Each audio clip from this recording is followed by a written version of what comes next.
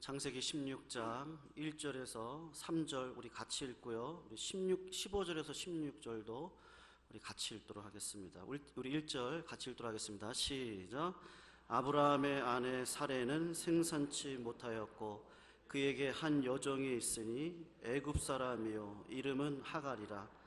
사레가 아브라함에게 이르되 여호와께서 나의 생산을 허락지 아니하셨으니 원컨대 나의 여종과 동치 마라. 내가 혹 그로 말미암아 자녀를 얻을까 하노라 하매 아브라함이 사레의 말을 들으니라. 아브라함의 아내 사레가 그 여종 애굽 사람 하갈을 가져 그 남편 아브라함에게 첩으로 준 때는 아브라함이 가나안 땅에 거한 지 10년 후이었더라. 우리 15절입니다. 읽겠습니다. 시작. 하갈이 아브라함의 아들을 낳음에 아브라함이 하갈에 낳은 그 아들을 이름하여 이스마엘이라 하였더라. 하갈이 아브라함에게 이스마엘을 낳을 때에 아브라함이 86세이었더라. 아멘. 감사합니다. 오늘 새날 2017년도 이 새 아침에 하나님의 영원한 영광의 문이 열리는 아침 되기를 주의 이름으로 축원합니다. 몇 주 전에 신문에 아주 재미있는 기사가 났습니다. 비록 요새 하도 그냥 정치에 대한 얘기가 많아서 사람들의 관심 밖으로 밀려나긴 했지만 저로서는 굉장히 흥미있게 읽었던 신문 기사였습니다. 아시는 분도 아마 있을 텐데 고 천경자 화백의 미인도 위작 사건이 우리 신문에 한번 났었죠.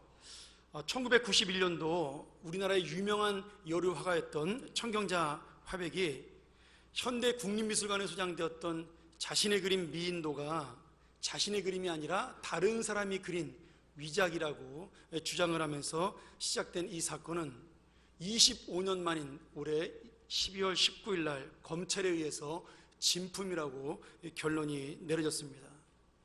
재밌는 사실은 돌아가실 때까지도 그분이 미국에서 돌아가셨는데 천경자 화백이 돌아가신 다음에도 절대로 이 작품은 내가 그린 그림이 아니라고 변호사에게 공증을 하고 돌아가셨습니다. 그리고 세계적으로 유명한 프랑스의 감정평가 회사인 리미에르 테크놀로지라는 굉장히 유명한 진품을 복원하는 또 감정하는 회사에서 이 천경자 화백의 미인도는 천경자 화백의 다른 그림들과 다르다라고, 그래서 천경자 화백이 그린 것이 아니라고 결론을 내렸지만 검찰은 그것을 받아들이지 않고 천경자 씨 본인의 작품이라고 결론을 내렸죠. 그러나 이것이 끝은 아닙니다. 왜냐하면 천경자 씨의 따님들이 그 검찰의 결과에 불복해서 대법원에 상소하겠다고 그렇게 주장을 하고 있기 때문입니다. 91년도에 이 논쟁이, 미인도 위작 논쟁이 시작되면서 천경자 씨는 자신의 그림이 아니라는 여러 가지 증거를 스스로가 이야기를 했습니다. 나는 여자의 머리를 그릴 때 까만색으로 그리지 않는다. 그리고 그 머리핀을 그런 모양의 머리핀을 절대로 그리지 않는다. 이런 여러 가지 증거를 대면서 이 그림은 내 것이 아니다. 그래서 이렇게 마지막까지 이야기를 했습니다. 작품은 내 혼이 담겨있는 핏줄이나 다름없습니다. 자기 자식인지 아닌지 모르는 부모가 어디 있습니까? 나는 결코 그 그림을 그린 적이 없습니다. 내가 낳은 자식을 내가 몰라보는 일은 없습니다. 이렇게 주장을 했습니다. 그러나 91년도에 당시 이 그림을 자기가 그렸다고 주장했던 위작범이었던 이 권춘식이라는 사람이 처음에는 이 미인도를 자기가 그렸다고 얘기했다가 그래서 사건이 끝나는 것처럼 보이는데 금방 번복을 했어요. 이렇게 좋은 그림을 내 실력으로는 그릴 수가 없다. 이 그림은 너무나 뛰어난 수준을 가지고 있는 그림이다. 그러면서 자기가 그린 것이 아니라고 그렇게 부인을 했습니다. 이렇게 오락가락하는 그 진실 속에 결국 현대미술관, 그 그림을 소장하고 있던 예전에 박정희 대통령을 시해했던 김재규 중앙정보부장이 이 그림을 가지고 있다가 어떻게 해서 국립현대미술관에 기증이 되었다. 그런 그림인데 이 국립현대미술관하고 우리나라의 최고의 감정 회사인 한국화랑협회 그 전문가들은 이 그림을 천경자 씨 화백이 진짜 그린 그림이라고, 진품이라고 주장을 하면서 천경자 화백의 말이 받아들이지 않았고 법원은 곤란에 처하자 이것을 보류하다가 25년 만에 진품이라고 결론이 난 거죠. 91년도에 자기의 그림을 아니라고 믿어주지 않는 그 화랑계, 다시 말하면 미술협회에 대해서 화가 난 이 청경자 화백은 나는 도저히 더 이상 그림을 그릴 수 없다 그리고 절필 선언을 하고 딸이 살고 있는 미국으로 떠나서 거기서 돌아가시고 말았습니다. 어쨌든 검찰은 이 그림이 청경자 화백의 작품이라고 그렇게 결론을 내렸지만 본인이 아니라고 이야기하고 또 본인의 가족들도 계속해서 이것을 대법원에 상소하겠다고 말하는 거 봐서 쉽게 끝날 사건은 아닌 것 같습니다. 저는 그림을 잘 모릅니다. 그저 그냥 미술관 몇 번 구경한 그 정도밖에 되지 않는데 그냥 저한테는 흥미로운 사건에 불과했습니다. 미술계가 어떻든 그 사람들의 자존심 싸움이라는 등 그런 이야기들은 저한테 별로 이렇게 귀에 들어오지 않는 이야기였고요. 다만 제가 이 기사를 보면서 이 그림을 진짜로 자기가 안 그렸다고 이야기하는데 남들이 그렸다고 얘기하니까 이 본인이 얼마나 속 터질까, 제가 그 청경자 화백의 마음에 그 답답한 생각이 이해가 됐습니다. 왜 그런지 아세요? 저는 반대의 경우를 한번 당한 적이 있어요. 제가 부목사 시절에 설교를 한번 했었는데 그 비슷한 설교를 어느 목사님이 해서 책으로 내놨습니다. 제가 1년을 먼저 했는데요. 1년 뒤에 그의 비슷한 내용이 책으로 나온 적이 있어요. 근데 제 설교가 인터넷에 올라간 적이 있거든요. 근데 어느 분이 또 유심 있게 봤는지 저보고 목사님 그 설교를 베끼셨나요? 한번 물어봐서 제가 크게 상처를 받은 적이 있습니다. 제가 먼저 했는데도 불구하고 말이죠. 이 책으로 낸 게 더 공신력이 있다는 얘기겠죠. 그러니까 저는 그 심정이 조금 이해가 되었어요. 근데 이건 반대잖아요. 내가 안 했다 그러는데, 내가 안 그렸다는데 남들이 그렸다 그러니까 정말 미칠 노릇이죠. 더군다나 그 미술가협회랑 그 화랑협회에서 이런 식으로 예를 들었단 말이죠. 예전에 어떤 유명한 화백도 70년대에 자기가 그린 그림이 아니라고 주장을 했지만 결국 그 사람이 치매에 걸린 것으로 확인이 되었고 나중에는 자기가 그린 그림으로 인정을 하게 되었다. 이런 식으로 변명을 하는 바람에 완전히 자신을 치매 환자로 몰아버린 그 미술협회에 대해서 분노할 수밖에 없었던 거죠. 여러분이 그런 일을 당한다면 어떻게 되겠어요? 내가 낳은 자식이 아닌데 내가 낳았다라고 남들이 비난한다면 참 그거야말로 어처구니 없는 사건입니다.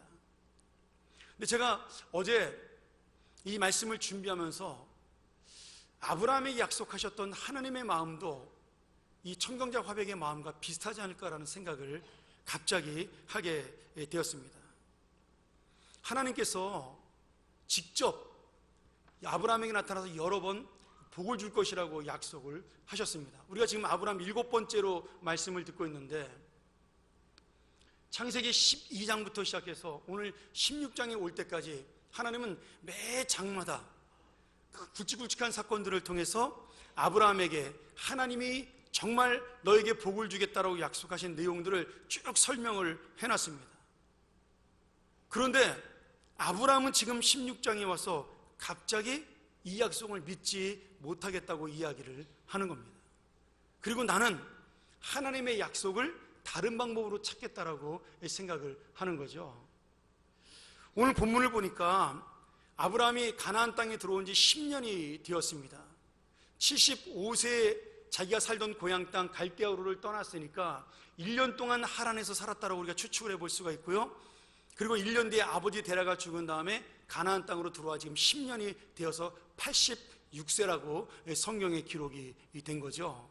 여러분 성경을 읽을 때 우리가 사람의 나이가 나오거나 아니면은 그 사람의 어떤 연도가 나오거나 왕의 출생 기록이라든지 이런 숫자들이 나오면 유심히 보셔야 됩니다. 그것은 그냥 일부러 적어놓은 것이 아니라 특별히 무슨 뜻이 있기 때문에 적어놓은 거예요. 지금 아브라함이 86세라는 단어를 설명하고 있는 것은 두 가지죠. 하나님의 약속은 10년 동안 전혀 이루어지지 않았다는 겁니다. 두 번째는 이제 아브라함의 나이가 86세면 아브라함의 부인이었던 사례는 10년 차이니까 76세입니다. 여자로서는 아이를 낳을 수 있는 나이가 아니라는 것을 강조하기 위해서 지금 이 나이를 분명히 밝히고 있는 겁니다. 또 우리가 다음 주에 배우겠지만 다음 주에는 이 나이가 또 다른 의미로 우리에게 다가옵니다. 다음 주에 기대하시기 바라고요. 어쨌든 아브라함은 그런 기대를 했던 것 같아요. 아니, 지금까지 내가 10년, 11년을 기다렸는데 하나님의 약속이 이루어지지 않아서 내가 아들을 낳지 못했다면 하나님께서 나에게 직접 나타나셔서 뭔가 언제 낳을 것이라고 이야기를 해주시던지, 누가 낳을 거라고, 이제 우리 아내가 저렇게 나이가 먹어가는데 뭐 다른 여자를 얻으라 그러던지 뭐 이런 얘기가 있어야 되는데 전혀 하나님은 그 부분에 대해서는 말씀이 없으신 겁니다. 그래서 먼저 아이를 낳지 못하는 죄책감을 가지고 있는 사라의 마음속에 답답한 마음이 들기 시작을 한 거죠. 그리고 이 여자의 머리로 궁리를 하다가 아브라함에게 그런 제안을 하게 되었습니다. 여보, 내가 이제 나이가 늙어서 많아서 더 이상 아이를 낳을 수 없는 형편인데 이 대를 이으려면 다른 여자의 씨가 필요하니 내 여종 중에 저 이집트의 바로왕이 선물한 하갈이라는 여자애가 아주 예쁘고 괜찮은데 그 아이랑 동침을 해서 하나님이 주신 약속의 아들을 낳아야 되겠습니다. 이렇게 이야기를 한 겁니다.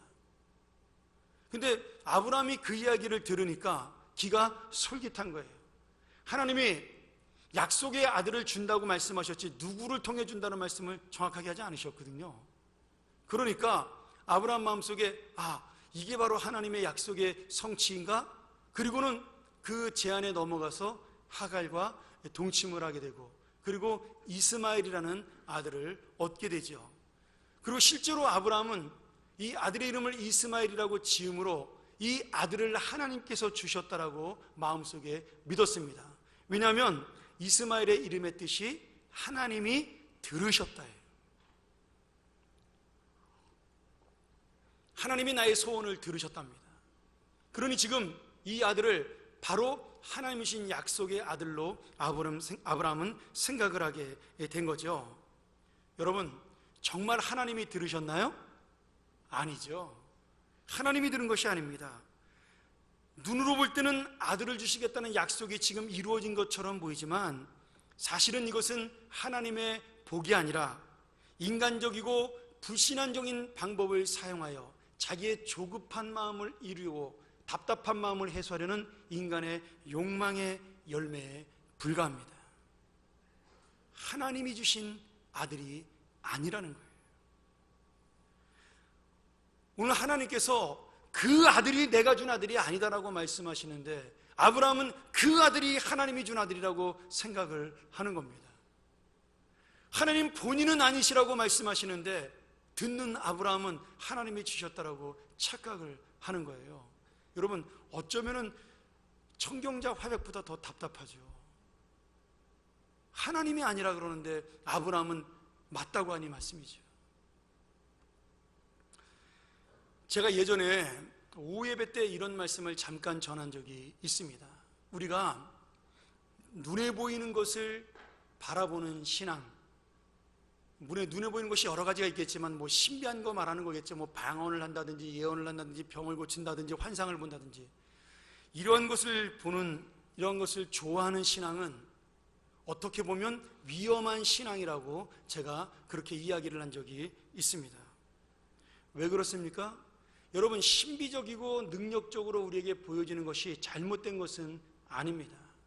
그런데 사람이 그런 것을 자꾸 보게 되고 자꾸 찾게 되면 나중에 어떤 생각이 드냐면 말이죠.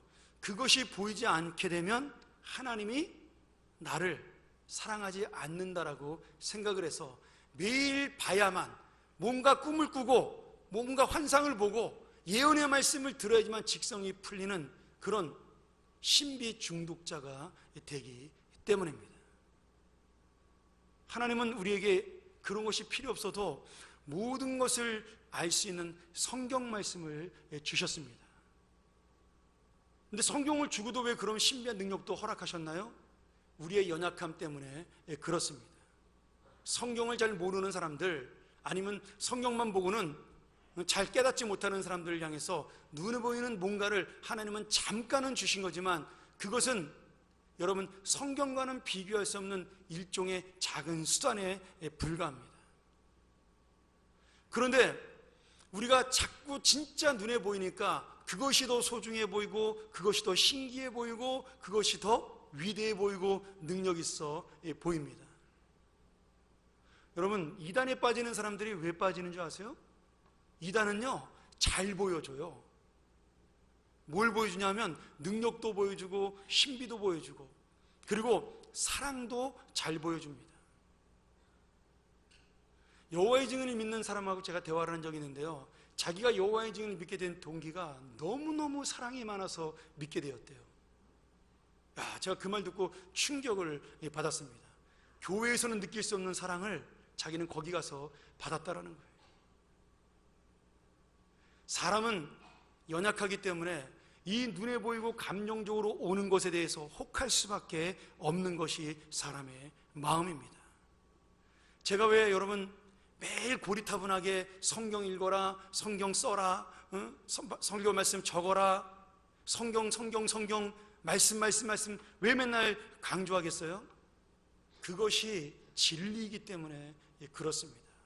그것이 진짜이기 때문에 그렇습니다. 지루해 보이고 좀 이해하기 어렵고 읽는 것이 힘들어도 그 안에 진짜가 들어있기 때문에 여러분, 그래서 성경은, 말씀은 이 세상의 어떤 신비한 것보다 가장 중요한 것입니다. 오늘 아브라함이 놓친 게 뭐예요? 하나님이 말씀하셨는데 눈에 보이는 아들 때문에 하나님의 약속을 잊어버리고 있는 거예요. 하나님이 아니라고 직접 말씀하시는데 이 아들이, 사랑하는 아들이 눈앞에 있으니까 이스마엘을 보고 그것을 하나님의 축복이라고 착각을 하는 겁니다. 우리가 예수 믿으면서 그런 오해를 할 수가 있어요. 내가 어느 순간에 예수를 믿다가 지칠 때가 있습니다. 예수를 믿어도 맹숭맹숭해요. 설교 말씀을 들어도 무미건조하고 오늘 교회 나와도 그냥 감동이 없고, 여러분 그런 날이 올 때가 있습니다. 사람의 신앙생활 하다가 지치면은 그럴 수가 있어요. 또 봉사를 너무 많이 하다가 지치면은 그럴 수가 있습니다.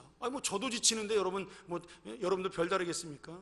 저도 갑자기 어디론지 멀리 떠나고 싶다 이런 생각이 들 때가 있거든요. 사람은 다 마찬가지입니다.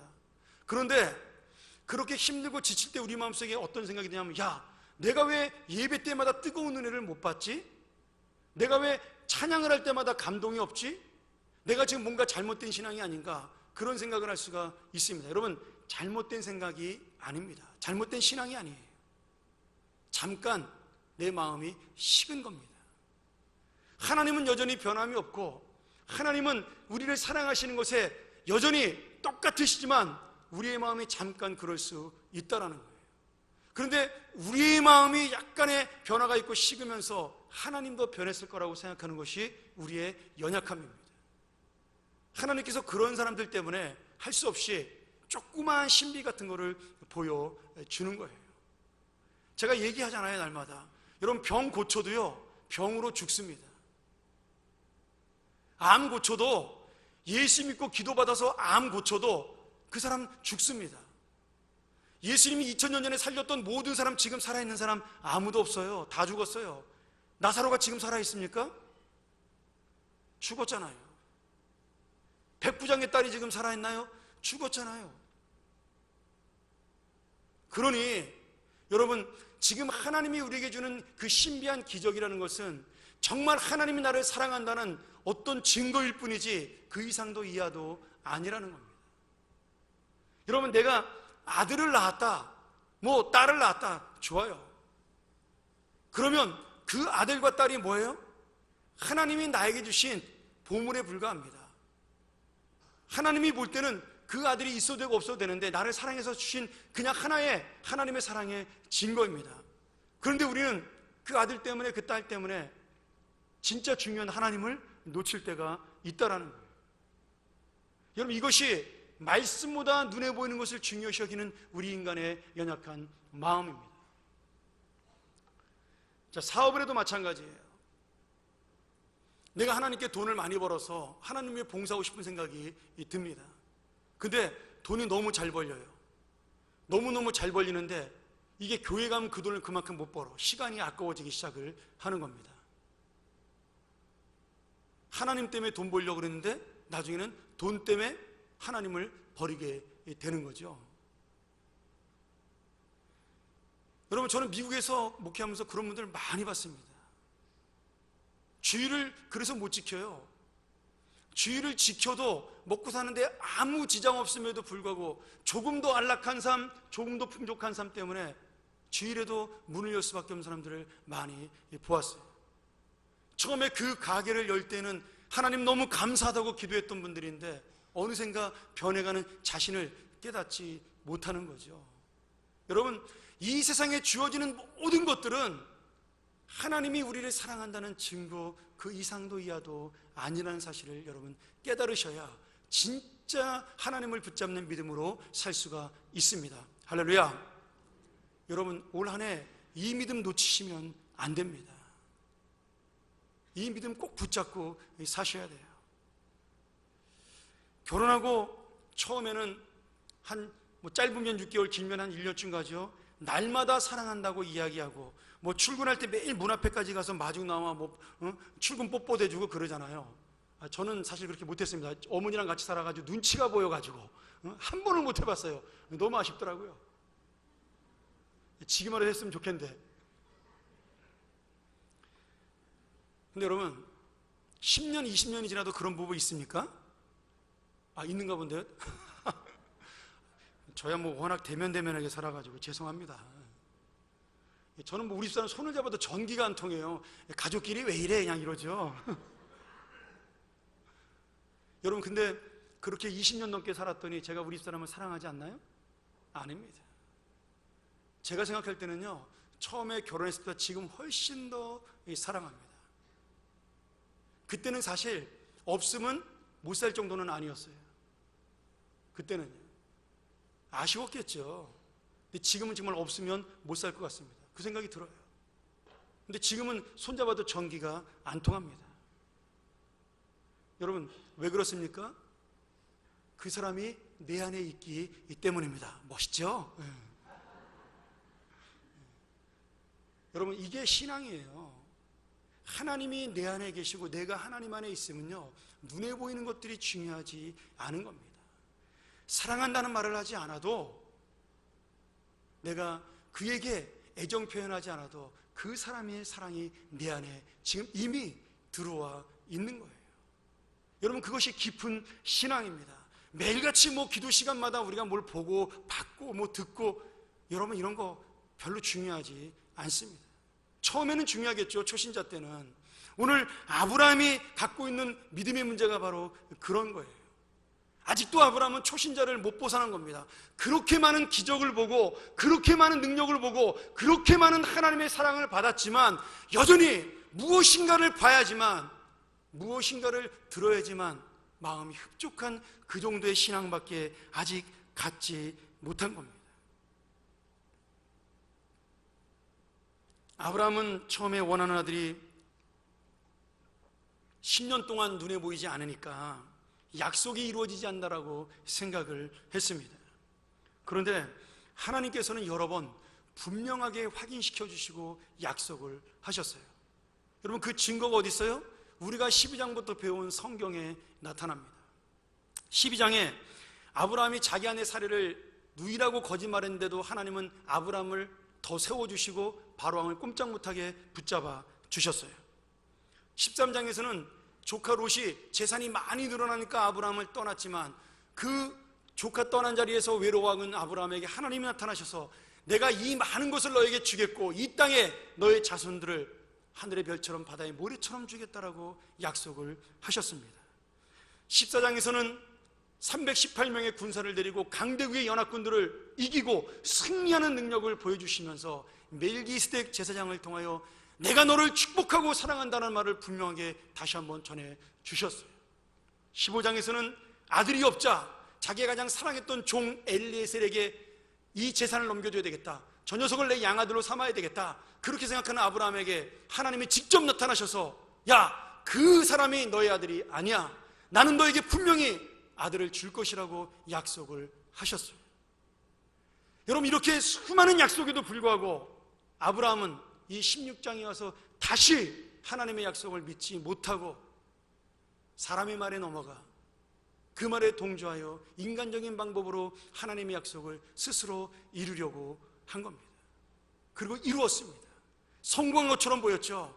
그런데 우리가 다음 주에 배우지만 아브라함은 이걸로 인하여 하나님과의 교통이 13년이 끊어지는 무서운 하나님의 벌을 받게 됩니다.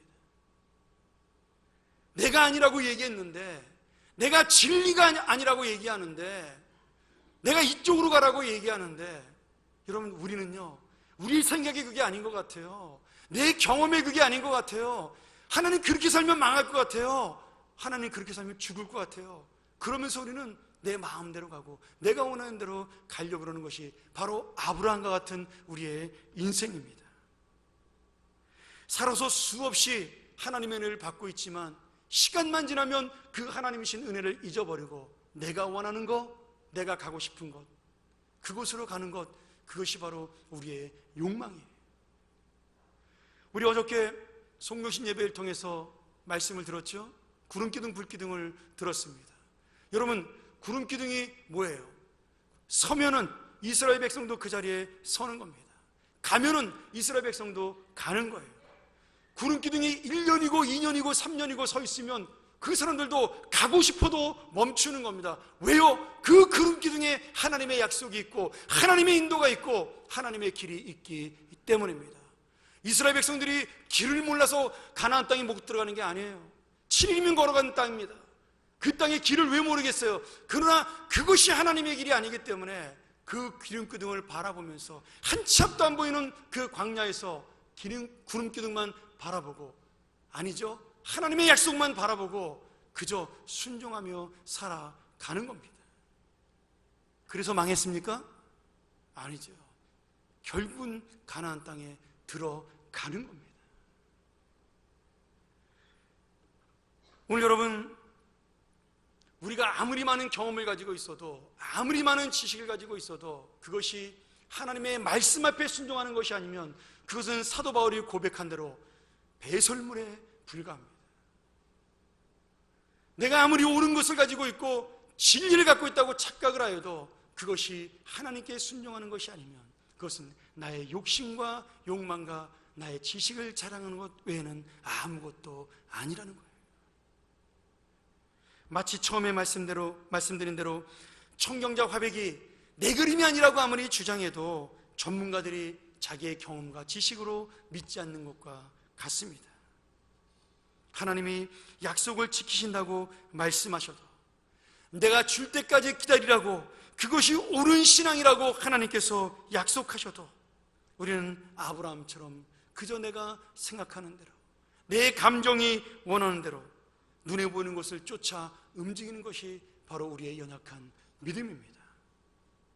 사랑하는 여러분, 고 청경자 화백은 사람이기 때문에 혹시라도 자기의 그림임에도 불구하고 착각해서 아니라고 얘기할 수 있는 확률도 있습니다. 물론 거의 아니라고 보지만 그럴 수 있잖아요.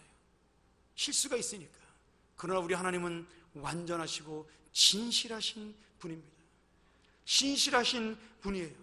절대로 우리에게 하신 약속을 잊지 않으시는 그러한 완전하신 하나님이십니다.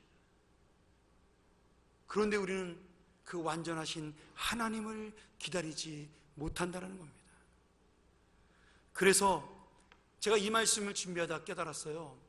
하나님의 기다림은 믿음의 또 다른 표현입니다. 믿음의 또 다른 모습이고요, 우리가 하나님을 믿는 증거요 소망입니다. 오늘 주님은 말씀으로 분명히 우리에게 약속하셨습니다. 우리가 선을 행하되 낙심하지 말지니 포기하지 아니하면 때가 이름에 거두리라. 갈라디아서 6장 9절. 여러분, 낙심하지 말라고 말씀하셔요. 왜? 낙심하는 사람이 있기 때문이죠. 포기하지 말라고 말씀하셔요. 왜요? 하나님의 약속을 포기하는 사람이 있기 때문입니다. 그러나 기다리면 때가 이름에 하나님의 약속을 거두리라고 분명히 우리에게 말씀해주고 있는 겁니다. 제가 몇 주 전에 우리 나이든 청년들하고 이야기하다가 제가 그동안 생각하지 못했던 정말 좋은 이야기를 청년들에게 들었습니다. 여러분, 아무리 나이가 먹어도 배울 건 어린아이들에게 배워야 됩니다. 거기 청년들을 보니까 좀 나이가 있어서 아직 결혼을 하지 않고 있는 청년들이 있어요. 근데 그 청년들이 그런 이야기를 하는 거예요. 어른들이 자기들만 보면 그런 이야기를 한대요. 왜 아직도 결혼 안 하냐? 좋은 남자 없냐 이렇게 맨날 물어본다는데 저 찔리더라고요. 저도 몇 번 물어봤거든요. 그런데 자기들은 결혼을 안 하는 것이 아니라는 거예요. 결혼을 안 하는 게 아니라 믿음의 배우자를 하나님의 뜻대로 기다리고 있는 거래요. 여러분 믿습니까? 안 하는 게 아닙니다. 하나님의 뜻을 기다리고 있는 거예요. 제가 보니까 그 말이 정말 맞아요. 거기 앉아있는 애들이요 전부 다 예쁘고 그럴듯하고 좋은 직장 다니고 뭐 부모님도 좋고 내가 볼 때 세상에 나가 뭐 중매서는 얼마든지 좋은 남자 만날 수 있는 그런 아이들이에요. 그런데 이 세상에는 좋은 남자가 없다는 거예요. 왜? 신앙이 없으니까요. 여러분 신앙 좋은 총각 찾기가 힘들잖아요. 물론 처녀 찾기도 쉽지 않지만 그래서 자기들은 하나님의 때를 기다리고 믿음으로 그것을 소망한다는 거예요. 근데 어른들은 그저 자기들이 편하고 매일 보던 얼굴이니까 쉽게 이야기한다는 거죠. 너희 왜 결혼 안 하냐? 특별히 결혼식 날 너는 뭐 하고 있냐 이렇게 물어본다는 거죠. 아니 우리 부모님도 나한테 스트레스 받을까 그런 얘기 하는데 왜 남들이 그런 얘기 하는지 모르겠다고. 여러분 절대 그러시면 안 됩니다. 그런 얘기 물어보지 마시고요. 그 아이들을 위해서 기도해 주세요. 정말 믿음의 배우자를 만나게 해달라고요. 저도 뭐 그런 적이 있으니까 청년들에게 미안하다고 말씀을 드렸습니다. 그리고 제가 그 생각을 했어요. 내가 목사로서 그들이 배우자가 없는 것에 대해서 내가 참 아쉬웠지 그들이 기다리고 있는 믿음에 대해서는 한 번도 깊이 생각해 본 적이 없다라는 그런 마음속에 회개가 들었습니다. 오늘 이제부터 우리는 그 청년들의 아름다운 믿음에 맞는 사람을 달라고 기도해야 됩니다. 그들이 기쁨과 소망으로 신앙생활, 교회생활 할 수 있게 해달라고 기도만 하면 되는 겁니다. 왜 결혼 안 하냐 물어보지 마세요. 물어보시려면 사람을 데려다 주든지요. 왜 남의 일에 이렇게 관심이 많으셔요? 사랑하지도 않으시면서. 오늘 여러분 정말 사랑한다면 결혼을 위해 걱정하는 것보다 우리 청년들이 믿음의 배우자를 기다리는 그 모습이 너무나 감사하고 아름다운 모습이니 그들을 이 세상의 눈으로 보지 말고 하나님의 소망의 눈으로 바라보는 여러분 되시길 주의 이름으로 축원합니다. 여러분 이게 믿음이에요. 야 나는 그런 믿음 좋은 청년들과 함께 교회 생활하는 게 얼마나 행복한지 모릅니다. 오늘 우리들이 말씀 은혜가 되고 기도할 때 참 감동이 오면 또 끝날 때 우리가 아멘이라는 말을 자주 사용합니다. 여러분도 아시겠지만 아멘이라는 말은 그렇게 될지어다라는 뜻이 있습니다. 뭐 우리 교인들은 아멘을 잘 안 하니까 뜻을 모르는지도 모르겠어요. 제가 지난번 어떤 분한테 물어봤더니 쑥스러워서 집에 가서 아멘 하신대요. 목사님 말씀에 동의는 하는데 그냥 여기서 아멘 하셔도 괜찮습니다. 그런데 이 아멘이라는 단어가 원래 가볍게 쓰는 용어가 아니에요. 습관적으로 하는 말이 아닙니다.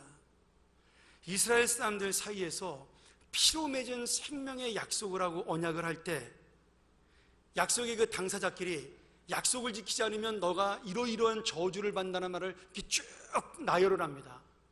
뭐가 죽고 어떻게 되고 그런 다음에 맨 마지막에 서로가 서로를 향해서 뭐라고 대답해요? 아멘 그러는 겁니다. 얼마나 무서운 말이에요. 이 아멘이라는 말은 그렇게 될지어다라는 문자적인 뜻을 넘어서 내가 지금 생명과 목숨을 걸고 하나님 앞에 이 언약을 듣고 순종하고 지키겠다라는 그 의미가 담겨져 있는 것이 바로 아멘의 뜻입니다. 여러분 오늘 하나님의 말씀을 내가 믿는다면 하나님의 약속을 믿는다면 이 아멘의 맹세가 우리 마음속에 있어야 될 줄로 믿습니다. 여러분 생명의 마음으로 여러분의 진실한 은혜로 믿음으로 이 아멘 할 수 있는 그 믿음이 우리 안에 있어야 우리가 하나님의 약속을 이룰 수 있는 그 소망의 삶으로 살 수가 있는 겁니다. 제가 올해 우리 교회 표어를 에베소서 4장 24절의 말씀인 하나님을 따라 의와 진리의 거룩함으로 지으심을 받은 새 사람을 입으라. 여기 있는 줄 알고 안 썼는데 가려졌네요. 하늘의 진리를 누리고 전하는 교회로 정했습니다. 작년에 뭐였죠? 하늘의 소망을 누리고 전하는 교회. 그럼 그 전년도는요? 하늘의 기쁨을 누리고 전하는 교회. 저만 기억하고 있네요. 저만 기쁘고 소망이 있었나 본데요. 여러분, 우리가 기쁨과 소망을 누렸으면 이제는 하나님의 진리를 지키고 순종해야 됩니다. 그게 바로 누리는 거예요. 그리고 이 진리의 복음을 다른 사람들에게 전해야만 되는 겁니다. 근데 그 전하는 사람이 그 약속의 말씀을 믿지도 않으면서 어떻게 전하겠어요? 믿어야 전하죠. 마음에 붙들어야 전하지 않겠습니까? 그리고 믿어야 누리지 않겠어요? 그러니 여러분, 이 진리의 말씀을 누리고 전하는 교회가 돼야만 우리 교회는 이 약속의 말씀을 붙잡고 가는 교회로 살 수가 있는 겁니다. 내가 진리로 산다는 말이 무엇입니까? 예수님처럼 손해보고 힘들어도 믿음을 지키며 끝까지 주님의 뜻을 기다리는 신앙으로 사는 것입니다. 그것이 여러분 진리를 누리고 사는 거예요. 그것이 기다리는 신앙입니다. 약속을 믿는 믿음이에요.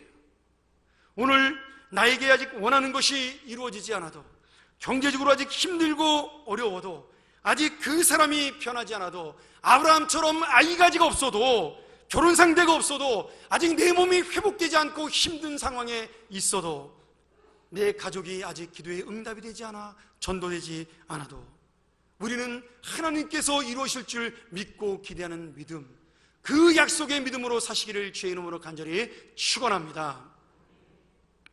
우리가 기다리는 시간은 힘들고 외로운 시간이 아니라 주님이 주시는 기쁨과 소망을 누리는 시간이에요. 여러분, 10몇 년을 혈루증을 앓았던 여인이 있었어요. 그 여인이 예수님의 옷자락을 만짐으로 단번에 그 병을 고침을 받습니다. 만일에 그가 그 병을 고침을 받을 줄 알았더라면 그 10몇 년 동안을 고통 속에, 슬픔 속에, 낙심 속에 살지 않았을 것입니다. 수많은 처방을 해보고 치료를 해보면서 절망에 빠지지 않았을 거예요.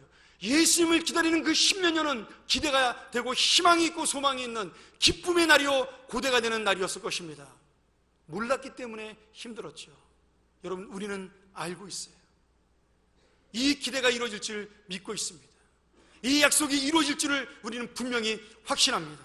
그러니 오늘 여러분, 우리는 외로운 시간으로 기다리는 것이 아니라, 힘들고 어려운 시간으로 기다리는 것이 아니라 주님의 기쁨과 소망을 누리는 시간으로 새날 이 아침에 2017년도를 이 약속의 믿음을 가지고 진리의 삶을 따라서 하나님의 약속된 삶을 따라가는, 진리를 누리고 사는 그런 귀한 인생 되시기를 주님의 이름으로 다시 한 번 더 간절하게 축원합니다. 기도하겠습니다.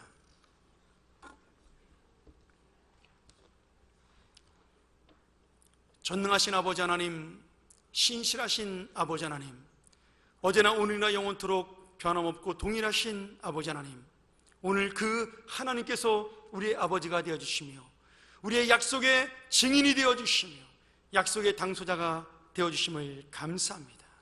오늘 이 말씀을 통하여 내 마음속에 힘들고 어려워도, 아직은 내가 원하는 것이 이루어지지 않아도 눈물로 기도하는 그 시간에도 나는 하나님의 소망과 하나님이 주실 기쁨의 응답을 놓치지 않도록 인도하여 주시옵소서. 날마다 이 약속을 기대하며 살게 도와 주시옵소서. 날마다 이 약속을 소망하며 살게 도와 주시옵소서. 날마다 기쁨으로 이 진리를 누리고 살게 하여 주시옵소서. 예수님의 이름으로 기도하옵나이다. 아멘.